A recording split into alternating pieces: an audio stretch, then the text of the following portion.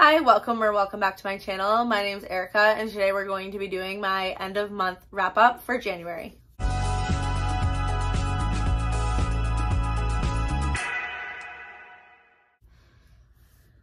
So in January so far I have read 16 books. I wrapped up the first half of that in the middle of the month, so if you want to watch that video, that's already posted on my channel. But this is the books I read in the second half of January. So total I read 16 books. I am in the middle of 2 books that I will finish by the end of the month, but I will talk about those in my February wrap up. So let's jump into it. The first book that I read in the middle of the month was Children of Fallen Gods. This is the second book in the War of Lost Hearts trilogy, and I really loved the first one. What made it in my best books of 2022. So I was really excited for this one. Unfortunately, I only ended up giving it 3 stars. This book took me forever to get through because I'm not a big fan of fantasy books that are just a bunch of like action scenes and fighting and battle and war. That's not really my thing. In this book, the first half of it, that's basically all of this this was, and there wasn't much romance. We didn't even see Tasana and Max together much, and I just wasn't loving it. There was also the addition of a third POV in this book, and at first I really wasn't vibing with that, but then as the book went through and was going on, I actually really enjoyed that, and I'm excited to see where that point of view goes in the third book. But the second half of this was a lot better to me, and there was some things that happened at the ending that blew my mind, and I really enjoyed. So overall, this was just a 3-star read for me. But with that being said, I think the next book will be really good. Next, I read The Frat Boy by Nikki Sloan, and I loved this one. I gave it 4.5 stars.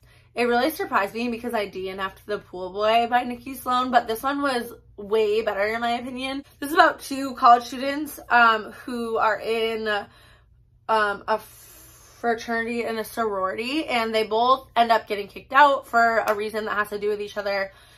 And they're both like, what are we gonna do now? They need money, places to stay, whatever. So they both answer this ad basically to live in a house that films adult content. So they both apply and they have to audition.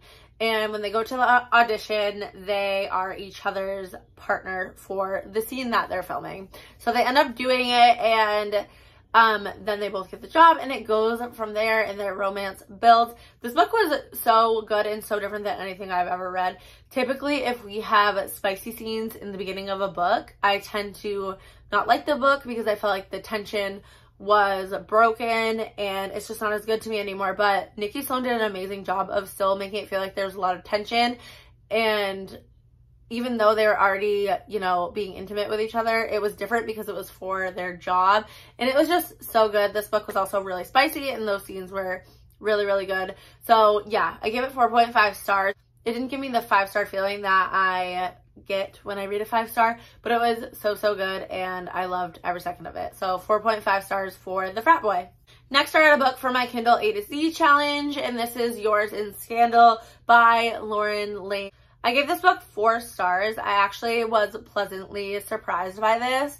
This is about the mayor of New York, and he is at the end of his term and he wants to run for governor, and in order to do that, he wants to beat out the governor that is currently the governor. He's running again. So his team comes up with this plan to try to get some dirt on the current governor and expose him basically. And the current governor has this daughter who is known as like a party girl, a wild child, whatever, and made his image really bad. So the public thinks that he no longer, well, he does no longer have a relationship with his daughter. And then his team finds that daughter. She is now renamed herself and is kind of hiding in plain sight in New York as an event planner. So they hire her to be the event planner, and then it goes from there. He tries to, you know, continue their relationship, and it starts off as wanting to get information out of her to use, and it turns into a lot more than that, obviously, and he, you know, decides that she means more to him than just trying to get information on her dad. So I thought this was really good. Actually, the dynamic was different than anything I've read before. I've never read anything like this about like politicians and stuff, but I thought it was really, really good. Also the plot, I mean, it was kind of predictable because you know when you're going into a situation and someone is being untruthful, you kind of know how that's going to play out. But it actually went a little bit differently than I thought it would. Not completely differently, but a little bit. And I liked that. So I thought this was a really solid read. I don't think it's anything like super memorable, but it was pretty good. So 4 stars. Next, I read The Stolen Heir by Holly Black. And I gave this one 3 stars. I have a whole reading log on my channel if you want to go check that out. So I won't talk about it too much here. But yeah, I give it 3 stars. To me, it didn't live up to the original series in this world, but it was still pretty solid. And I think the second book is going to be even better than this one. And it's a duology. So yeah, I'm excited to read the next one. I think this one was just okay. Like I said, you can watch that vlog if you want more of my thoughts. Next, I read another book for my Kindle Unlimited A to Z challenge, and that was Dirty Like Me by Jane Diamond. So this is about a rock star. He's at a modeling agency trying to pick out a model for his next music video. And then we have our heroine, and she is at the music studio dropping off, I forget what she was dropping off, muffins or something. She's dropping off some kind of pastry for her friend who owns the modeling studio. So while she's there, she sees this rock star and doesn't really know who he is and offers him one of her pastries. Oh, it's a cherry pie, I think. Yeah, I'm pretty sure it's cherry pie. Anyway, she offers him one and he is instantly intrigued by her. He asks the modeling agency for her. And so they work out a deal and she agrees to film this music video with him. Little does she know it's like a makeout scene where she's in her underwear. So they do that and sparks fly.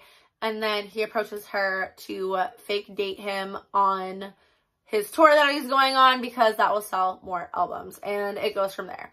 I loved the first half of this book. It was so, so good. I thought I was going to end up giving the book 5 stars. The second half of the book, like once they start, once the spicy scene starts and they finally start moving the relationship forward, I feel like the relationship development completely stopped. And it was basically just spicy scene after spicy scene after spicy scene, which is great, but I need more than that in my books to actually really enjoy them. So yeah, it was a little bit too heavy on the spice scenes in the second half of the book and lots of relationship development that we were getting in the first half. It stopped in the second half. And there were little moments of like them going on a date or whatever, but it was just such a short scene and then we'd have like another spicy scene and it was just too much. And it was a little disappointing. The ending was also just pretty standard and basic, how you would think it would go for a book with that plot. So that's that. They also agree, I should mention this, they agree like when they're going to fake date that that's all it will be. There won't be any other feelings or anything like that. And yeah, so that's that book. I don't think it's a bad book. I gave it 4 stars. I'd be interested in checking out more books by this author. Okay, last book I have to talk about is my favorite book I read this month, and that is From Blood and Ash. I read this because, well, I've always wanted to read it, but I've always been intimidated by them because they're really long. Some people on BookTube are doing a read-along for this book, and they're doing 1 book a month until the new one comes out. So From Blood and Ash was first, and this book blew my mind. I could not stop reading it. I flew through it so quickly because I was loving it so, so much.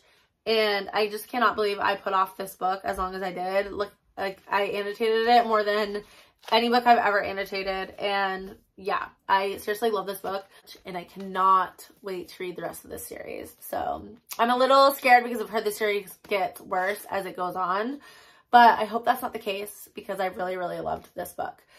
Dare I say I like it just as much as ACOTAR.